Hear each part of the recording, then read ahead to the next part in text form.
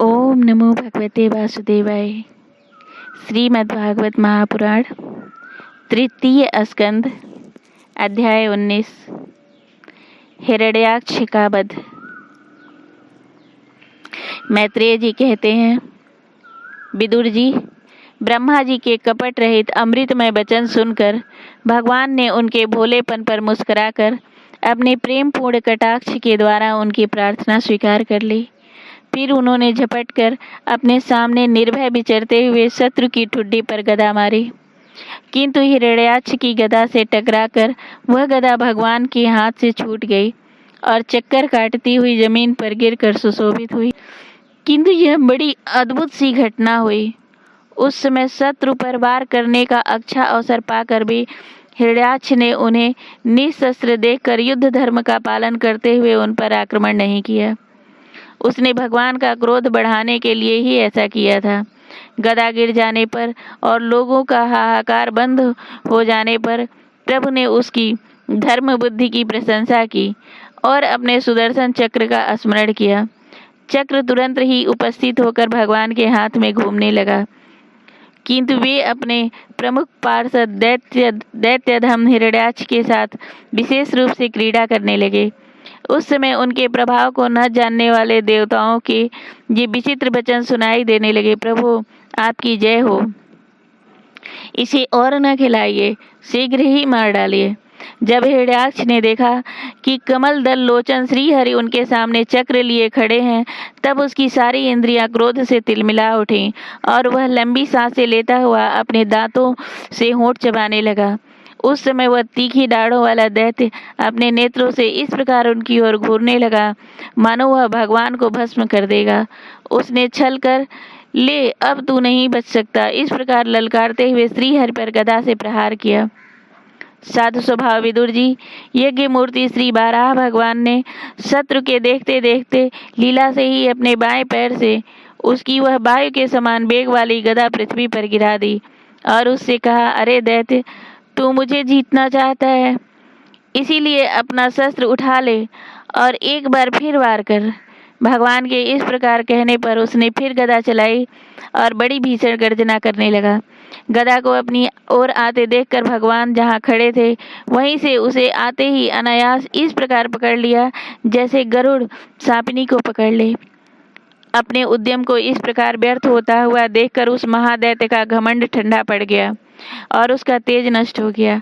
अब की बार भगवान के देने पर उसने उस गदा को लेना न चाहा, किंतु जिस प्रकार कोई ब्राह्मण के ऊपर निष्फल अभिचार करे, मूठ आदि चलाए, वैसे ही उसने श्री यज्ञ पुरुष पर प्रहार करने के लिए एक प्रज्वलित अग्नि के समान लपलपाता हुआ त्रिशूल लिया।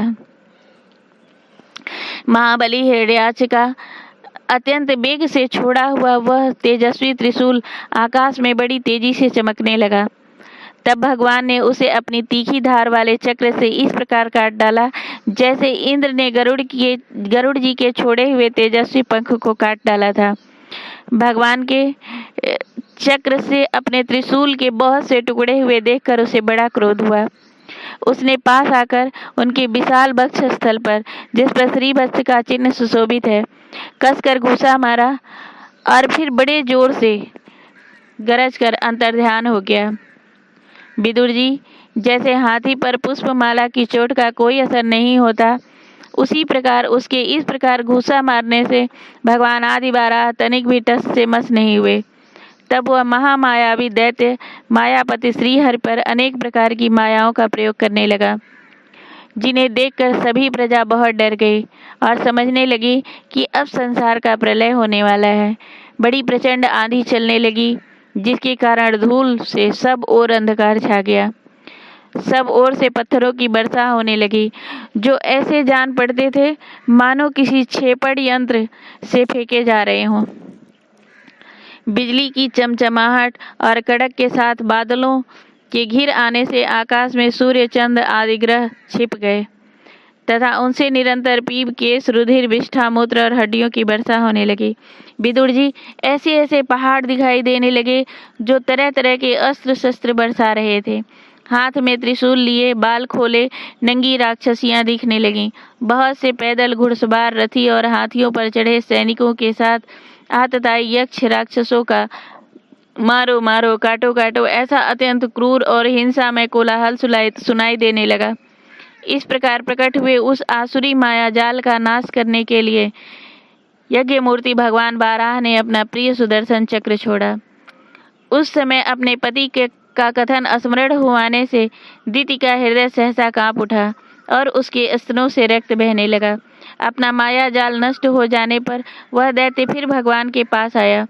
उसने उन्हें क्रोध से दबाकर चूर चूर करने की इच्छा से भुजाओं में भर लिया, किंतु देखा कि वे तो बाहर ही खड़े हैं। अब वह भगवान को वज्र के समान कठोर मुक्कों से मारने लगा। तब इंद्र ने जैसे वृत्तासुर पर प्रहार किया था, उसी प्रकार भगवान ने उसकी कनपटी पर एक तमाचा मारा।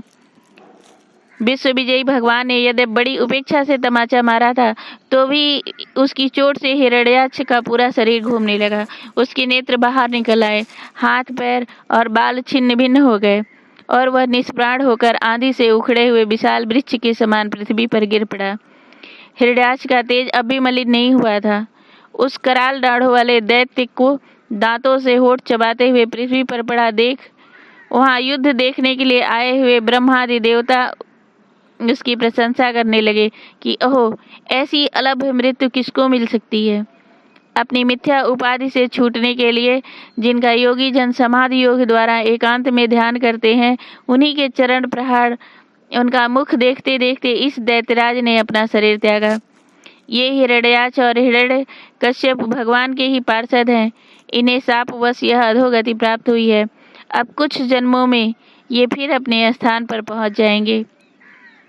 देवता लोग कहने लगे, प्रभु आपको बारंबार नमस्कार है। आप संपूर्ण यज्ञों का विस्तार करने वाले हैं तथा संसार की स्थिति के लिए शुद्ध सत्व में मंगल विग्रह प्रकट करते हैं। बड़े आनंद की बात है कि संसार को कष्ट देने वाला यह दुष्ट दैत्य मारा गया।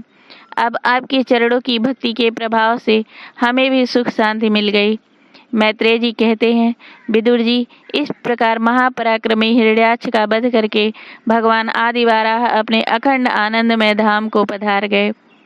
उस समय ब्रह्मा आदि देवता उनकी स्तुति कर रहे थे। भगवान अवतार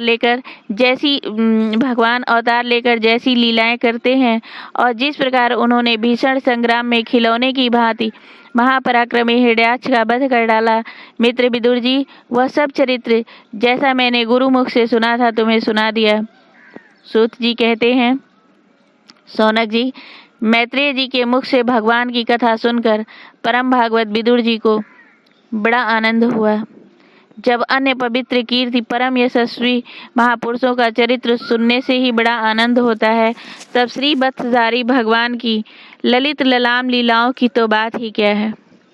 जिस समय ग्राह के पकड़ने पर गजराज प्रभु के चरणों का ध्यान करने लगे और उनकी हथनियां दुख से चिघाड़ने लगीं, उस समय जिन्होंने उन्हें तत्काल दुख से छुड़ाया और जो सब ओर से निराश होकर अपनी शरण में आए हुए सरल हृदय भक्तों से सहज ही प्रसन्न हो जाते हैं, किंतु दुष्ट पुरुषों के लिए अत्यंत दुराराध्य हैं, उन पर जल्दी प्रसन्न नहीं होते, उन प्रभु के उपकारों को जानने वाला ऐसा कौन पुरुष है जो उनका सेवन नहीं करेगा। शौनकादि ऋषियों, पृथ्वी का उद्धार करने के लिए वराह रूप धारण करने वाले श्री हरि की इस हिरण्याक्ष वध नामक परम अद्भुत लीला का जो पुरुष सुनता गाता या अनुमोदन करता है, वह ब्रह्म हत्या जैसे घोर पाप से भी सहज में ही छूट जाता है। यह चरित्र अत्यंत पुण्यप्रद, परम पवित्र, धन और यश की प्राप्ति कराने वाला तथा आयुवर्धक और कामनाओं की पूर्ति करने वाला तथा युद्ध में प्राण और इंद्रियों की शक्ति बढ़ाने वाला है। जो लोग इसे सुनते हैं उन्हें अंत में श्री भगवान का आश्रय प्राप्त होता है। प्रेम से बोलो श्री भागवत भगवान की जय।